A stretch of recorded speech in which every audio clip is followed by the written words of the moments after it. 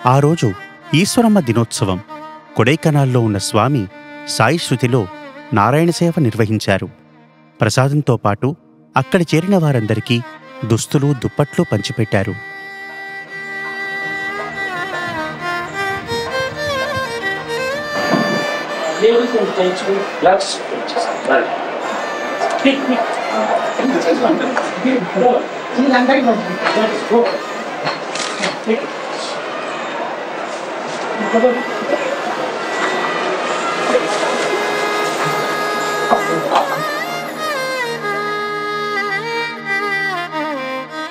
అయినా స్వామి సంతృప్తి చెందినట్లు కనపడలేదు. పక్కనున్న వారితో నాకు దాహంగా ఉంది అని చెప్పారు. విద్యార్థులలో ఒకరు స్వామికి ఒక గ్లాస్తో మంచినీరు అందించారు. దానిని పక్కకు తోసివేస్తూ స్వామి ఇది కాదు అన్నారు. వంటగదిలోకి బయటకు పచారులు చేస్తూ ఒక భక్తుడిని పిలిచి ఏవో సూచనలిచ్చారు. కొద్ది నిమిషాల్లోనే ఒక కారులో కూర్చొని ఎక్కడికో బయలుదేరారు. సుమారు 1 గంట తరువాత స్వామి తిరిగి వచ్చారు. ఇప్పుడు తృప్తిగా ఉంది అన్నారు. ఆ తరువాత జరిగినదేమిటో వివరిస్తూ స్వామి సాయిశృతికి వచ్చిన వారందరికీ ప్రసాదం, దుస్తులు, దుప్పట్లు అందాయి. కాని ఆ విషయం తెలియనివారు, ఓపికలేని వృద్ధులు ఎందరో ప్రసాదం కోసం రాలేకపోయారని చెప్పారు. అందుకే అలాంటి వారి కోసం వెతుక్కుంటూ వెళ్ళి దుప్పట్లు పంచారు. వారిని కలిసి వచ్చాక స్వామి సంతృప్తిగా నవ్వుతూ ఇప్పుడు నా దాహం తీరింది అన్నారు.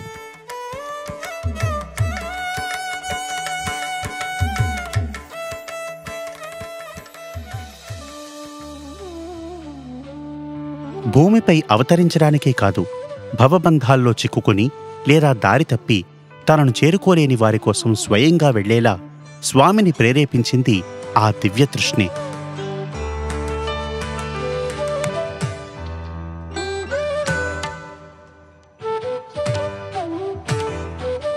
(1940లో అవతార ప్రకటన జరిగిన కొద్ది కాలానికే తేనెటీగలు వనం వైపు ఆకర్షించబడినట్లు నలుచెరగుల నుంచి సుదూర ప్రాంతాల భక్తులు మరుగునున్న మాణిక్యం పుట్టపర్తికి రాసాగారు.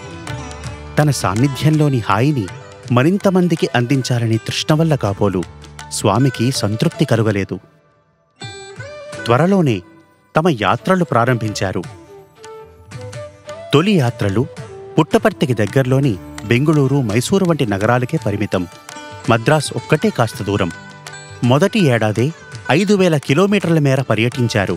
ఇది భవిష్యత్తులో స్వామి పర్యటనలు ఎంత విస్తృతంగా ఉండబోతున్నాయో సూచిస్తోంది.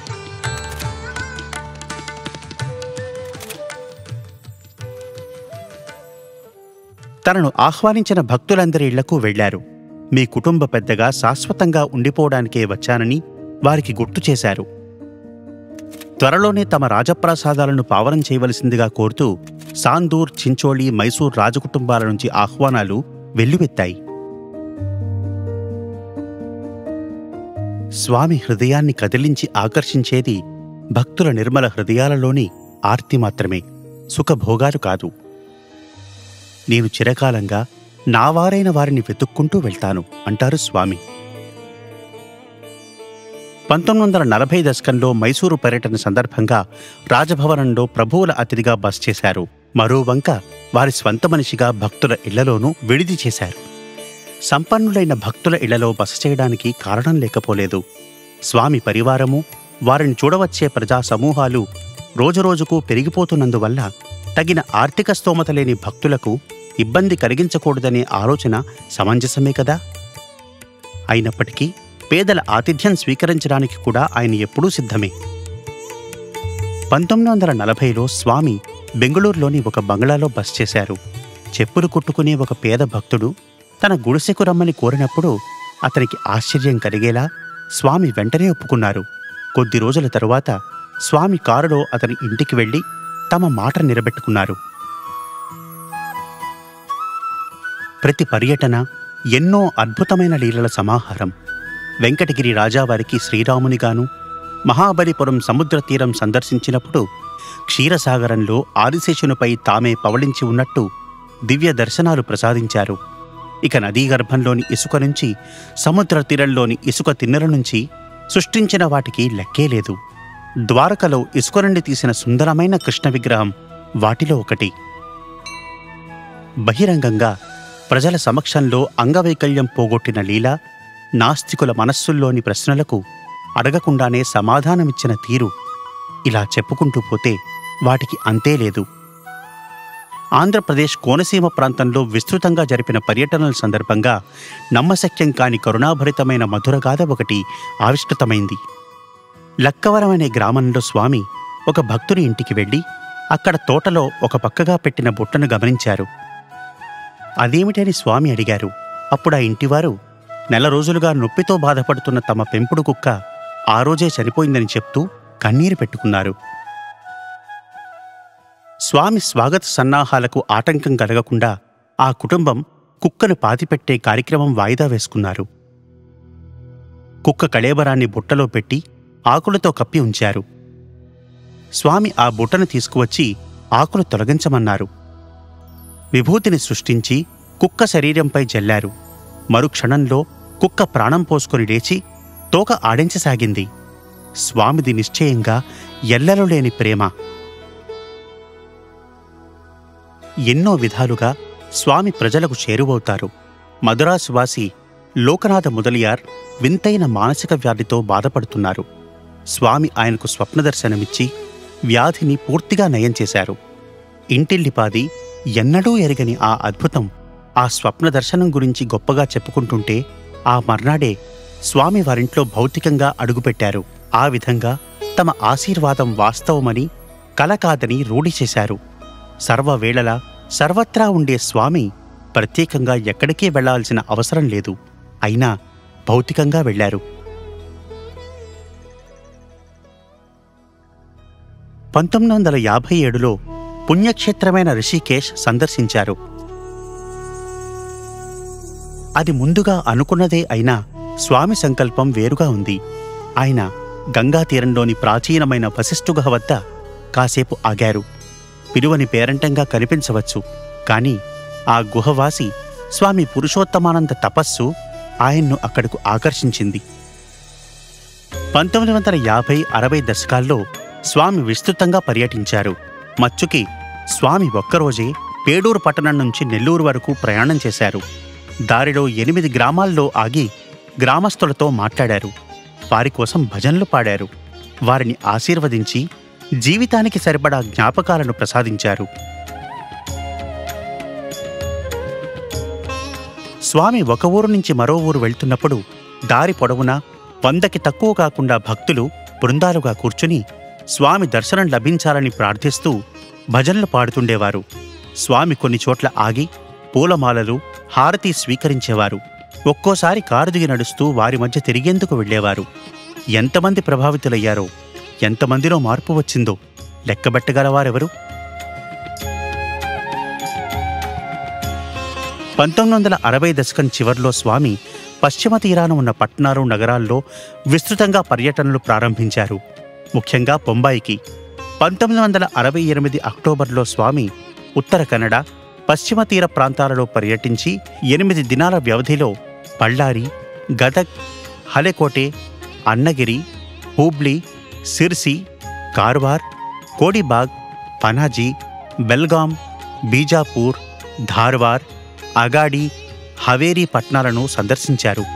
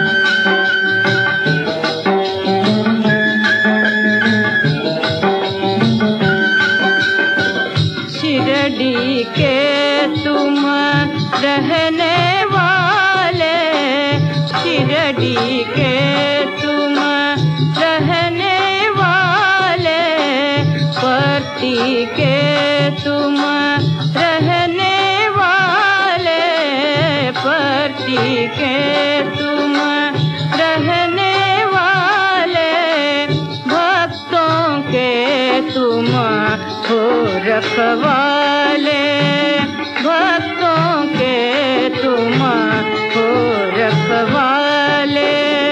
तरस रहे हैं नैन हमारे,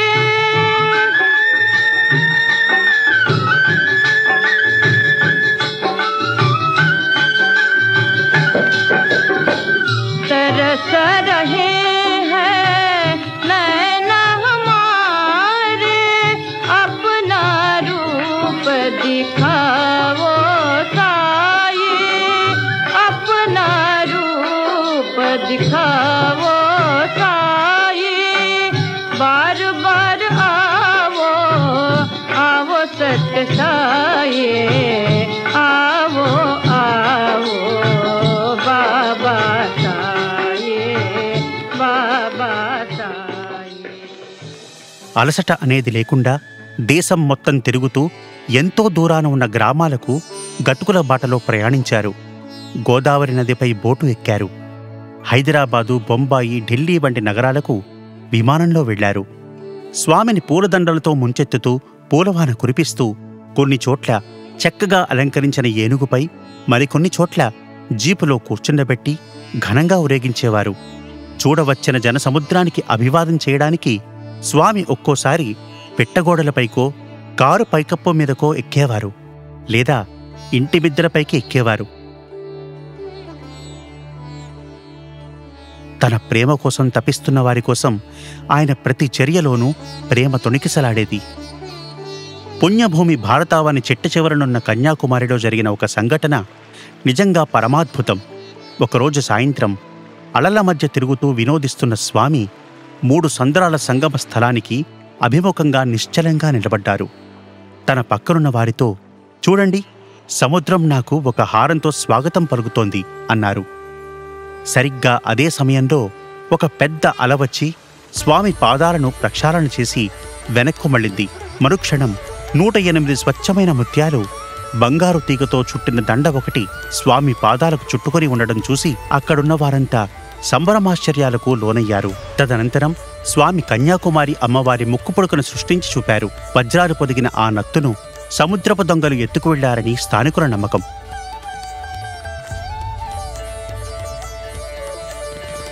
కన్యాకుమారిలో మాదిరిగానే తమ పట్టణాలు, నగరాల్లోని ప్రాచీన దేవాలయాలకు కూడా స్వామిని తీసుకువెళ్లాలని భక్తులు ఉబలాట పడతారు. ఎంతో కాలంగా మానవాళికి మహోపకారం చేస్తున్న ఆధ్యాత్మిక శక్తి క్షేత్రాలను తిరిగి శక్తివంతం చేయడమనే మరొక దివ్య కార్యం నెరవేరేందుకు అది తోడ్పడింది. 1961లో స్వామి వారణాసి వెళ్లారు. అప్పటికప్పుడు సృష్టించిన అపురూపమైన ఒక ఆభరణంతో విశ్వేశ్వరలింగాన్ని అలంకరించారు. శ్రీశైలంలో స్వామి బంగారు తుమ్మిపూలను కురిపిస్తూ మల్లికార్జున లింగాన్ని పునఃశక్తివంతం చేశారు.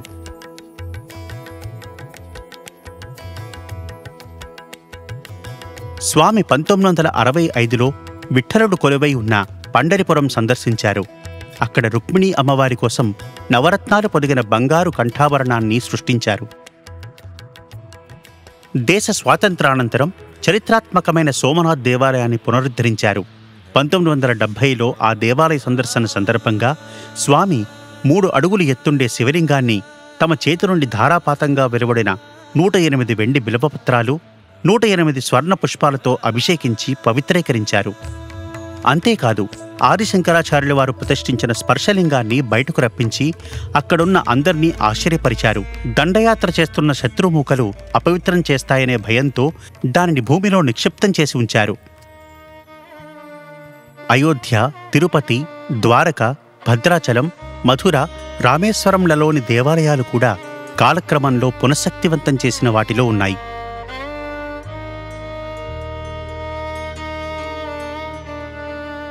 పుణ్యక్షేత్రాల సందర్శన గురించి చెప్తూ 1961లో జరిపిన బద్రీయాత్రను ప్రస్తావించకపోతే ఎలా?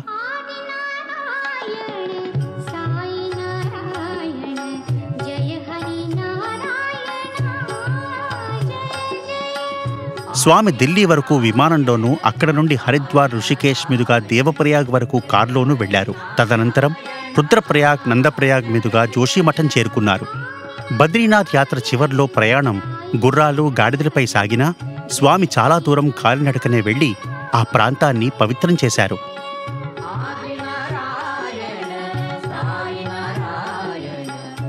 బదరిలో స్వామి స్వయంగా ఆదిశంకరులే ప్రతిష్ఠించిన నేత్రలింగాన్ని సాక్షాత్కరింపచేసి భక్తులచే దానికి గంగా జలాలతో అభిషేకం చేయించారు. 108 బంగారు బిల్వపత్రాలను సృష్టించి లింగంపై కురిపించారు. తరువాత సురభిళమైన తాజా తుమ్మి పువ్వులు సృష్టించి లింగంపై వెదజల్లారు.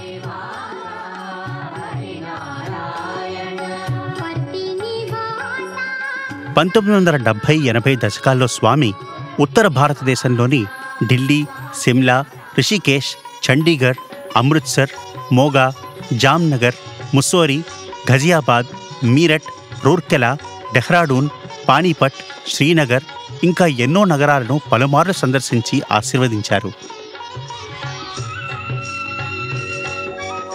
భారత్లో స్వామి కాశ్మీర్ నుండి కన్యాకుమారి వరకు, గుజరాత్ నుండి ఉత్తరప్రదేశ్ వరకు విస్తృతంగా పర్యటించినప్పటికీ ఒక్కమారు మాత్రమే విదేశీ పర్యటన చేయటం ఆశ్చర్యకరం. అది కూడా ఏ ఐరోపా దేశమో, అమెరికా ఖండాలలోని దేశమో కాదు, తూర్పు ఆఫ్రికా వెళ్లారు. 1968 జూన్ 30వ తేదీన స్వామి తన ఏకైక విదేశీ పర్యటన కోసం ముంబై నుండి కెన్యా దేశంలోని నైరోబీకి విమానంలో బయలుదేరారు. స్వామి మాటల్లోని చెప్పాలంటే వారి గమ్యం ఉగాండా రాజధాని కంపాలాలో నివసించే ఒక భక్తుని ఇల్లు.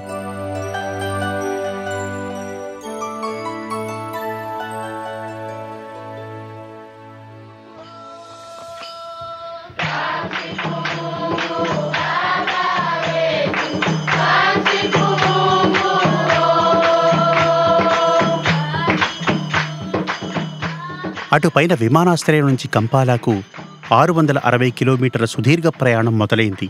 తోవలో ఎన్నో చోట్ల స్వామి తన దర్శనం కోసం తపిస్తూ వేచి ఉన్న భక్తుల కోసం ఆగకుండా ఉండలేకపోయారు. స్వామి కంపాలా చేరేసరికి నడిరేయి దాటి 1:30 అయింది. అంత అర్ధరాత్రి వేళలో కూడా 2000 మందికి పైగా భక్తులు స్వామి రాక కోసం ఉత్సాహంగా ఎదురుచూస్తున్నారు.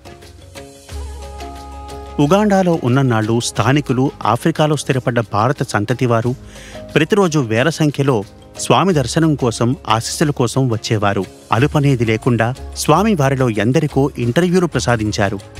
స్వామికి భక్తులతో గడపడం ఎంతో ఇష్టం.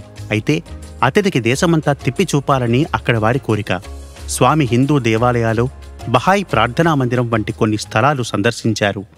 ఆఫ్రికన్ సఫారీ ఎలాగో ఉంది. గంభీరమైన విక్టోరియా సరస్సు మీదుగా తీసుకువెళ్లి స్వామికి టాంజానియాలోని ప్రఖ్యాత సరెంగేట్ నేషనల్ పార్కును, నైరోబీ నేషనల్ పార్కును చూపించారు. గురు పౌర్ణమి అంటే జూలై 10 నాటికి స్వామి ముంబై చేరుకోవలసి ఉంది.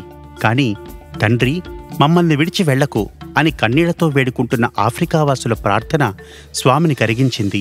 గురు పూర్ణిమ మహోత్సవాన్ని అక్కడే వారితోనే జరుపుకోవాలని నిర్ణయించారు. నిజానికి స్వామి మరో 4 రోజులు ఎక్కువే ఉన్నారు.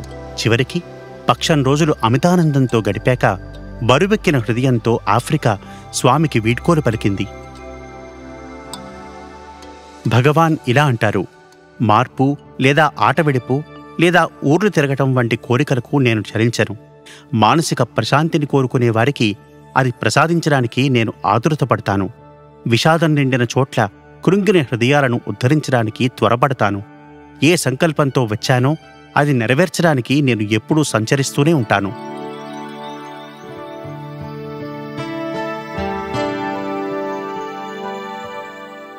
స్వామి పర్యటనలో అందరినీ అక్కున చేర్చుకుంటూ, మనసును గెలుస్తూ ఒకచోటు నుంచి మరో చోటికి సాగే ప్రేమ ప్రవాహంగా అభివర్ణించవచ్చు.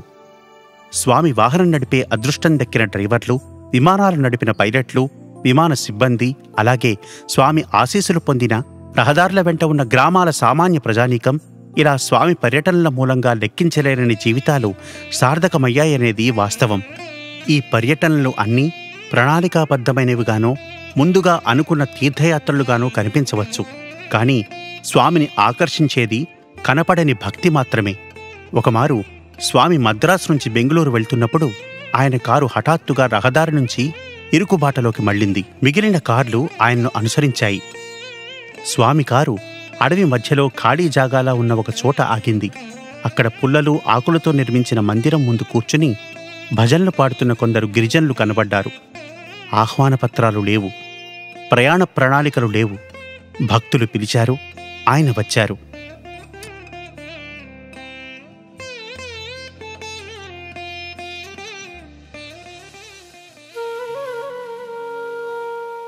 కాలక్రమంలో స్వామి సన్నిధి అధికారంలో ఉన్నవారిని, శక్తివంతమైన పదవుల్లో ఉన్న ఎందరినో ఆకర్షించింది.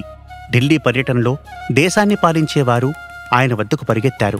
పెద్ద నగరాలకు వెళ్ళినప్పుడు సంపన్నులైన వ్యాపారవేత్తలు ఆయన చుట్టూ చేరారు. అందరిలో పరివర్తన తీసుకురావడమే అవతార లక్ష్యమైన స్వామి అధికారంలో ఉన్నవారికి నచ్చచెప్పి, సరిదిద్ది, దిశానిర్దేశం చేసి వారిలో పరివర్తన తెచ్చేందుకు ఆ క్షణాలను వినియోగించారు.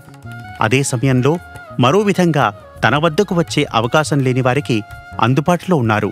నిస్సందేహంగా నిర్విరామ పర్యటనల ద్వారా స్వామి వారికి చేరువవుతున్నారు.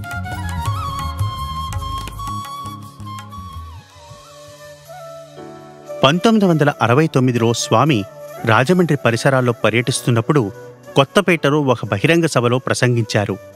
అక్కడ నుంచి భోజనానికి అంబాజీపేట వెళ్లవలసి ఉంది. కాని స్వామి కావాలనే బయలుదేరకుండా కొన్ని క్షణాలు తాత్సారం చేస్తున్నారనిపించింది. స్వామి భోజనానికి ఆలస్యమవుతుందని వారిని అనుసరిస్తున్న భక్తులు దిగులు పడుతున్నారు. చివరికి అలాగో స్వామి బయలుదేరారు. అంబాజీపేట సమీపిస్తుండగా ఒకచోట కారు దిగారు. పొలాలకు అడ్డుపడి పరిగెట్టుకొస్తున్న 2 స్త్రీలను, 2 పిల్లలను చూపిస్తూ వారిని పిలుచుకురమ్మని పక్కనున్న భక్తులను పంపారు. ఆ స్త్రీలు ఏదో తొందరలో ఉన్నారు. సందేహిస్తూనే ఆగి కారు వద్దకు వచ్చారు. స్వామి వారిలో పెద్దామను పలకరించి ఎక్కడికి, అంతా తొందరగా వెళ్తున్నారని అడిగారు. తమకి అంతరాయం కలిగినందుకు విసుగుపడుతూనే ఆమె, సాయిబాబాను చూడ్డానికి అంబాజీపేట వెళ్తున్నాం అని చెప్పి మళ్ళా పొలానికి అడ్డుపడి పరుగుపెట్టపోయింది.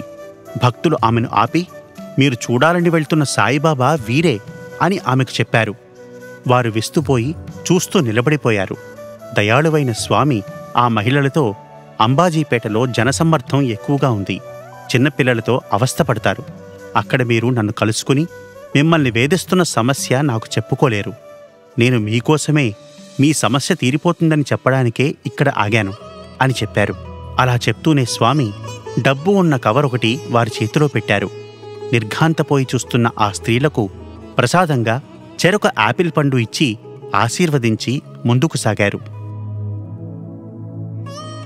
నా వైపు 1 అడుగు వేయండి, నేను మీ వైపు 100 అడుగులు వేస్తాను అంటారు స్వామి. ఆ అభయానికి ఇంతకన్నా చక్కని అభివ్యక్తి మరేముంటుంది? అవతార కార్యం పరిసమాప్తి అయ్యే వరకు ఆ దివ్య పర్యటనలు కొనసాగాయి. హడ్షి, పూణే, ముంబై, ఢిల్లీ, సిమ్లా పర్యటనలు ఆ దివ్య యాత్రా గ్రంథంలో చివరి పేజీలు.